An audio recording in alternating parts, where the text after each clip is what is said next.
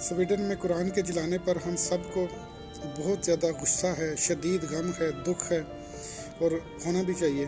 یہی ہمارے جذبات ہونے چاہیے کہ جب کوئی ہمارے اللہ کے کلام کے ساتھ اس طرح کا سلوک کرتا ہے تو ہمارے جذبات اسی طرح ہی بھڑکنے چاہیے۔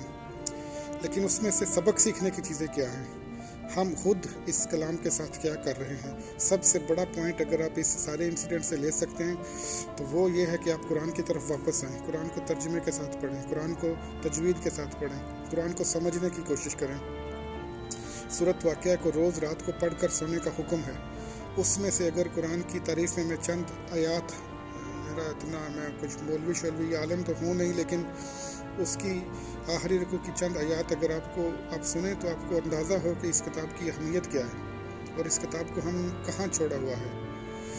آخری رکوع کی چند آیات اس طرح سے ہیں: فلا اقسم بمواقع النجوم، کہ قسم اٹھاتا ہوں میں اس پلیس کی، اللہ تعالیٰ قسم اٹھا کے فرماتے ہیں اس جگہ کی قسم اٹھاتا ہوں جہاں پہ تارے جنم لیتے ہیں، جہاں پہ تارے پیدا کیے جاتے ہیں، ستارے پیدا کیے جاتے ہیں، بلیک ہولز کی طرح کی کوئی چیز۔ وَإِنَّهُ لَقَسَمٌ لَوْ تَعْلَمُونَ عَظِيمٌ، اور اگر تم سمجھو تو یہ ایک بہت بڑی قسم ہے۔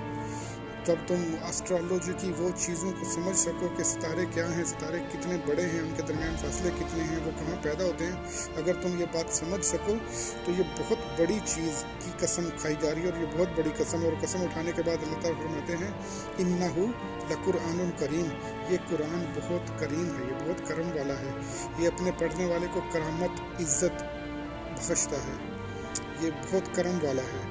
فی کتاب مکنون، یہ تو چھپا ہوا ہے، وہ تو ملائے اعلیٰ میں، آسمانوں میں بڑی چھپی ہوئی کتاب ہے، بڑی پاکیزہ جگہ پہ چھپی ہوئی ہے۔ لا یمسہ الا المطہرون، اس کو تو کوئی غیر پاکیزہ شخص چھو بھی نہیں سکتا اور نہ ہی اس کو چھونا چاہیے۔ تنزیل من رب العالمین، یہ تمہارے رب کی طرف سے اتاری گئی ہے۔ رب العالمین، جو رب ان تمام جہانوں کا، ان تمام عالمین کا رب ہے، اس کی طرف اتاری گئی ہے۔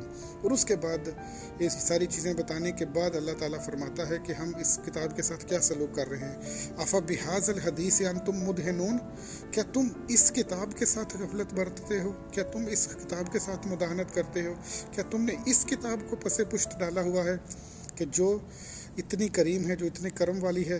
وَتَجْعَلُونَ رِزْقَكُمْ أَنَّكُمْ تُكَذِّبُونَ، اور تم اپنا نصیب یہ ٹھہرا رہے ہو کہ اس کی تکذیب کرو، اس کو جھوٹا قرار دو۔ اس کی تکذیب بالفعل تو ہم نہیں کر رہے، لیکن عملی طور پہ، بالکل تو نہیں کرتے ہم، لیکن عملی طور پہ بالفعل ہم اس طرح کرتے ہیں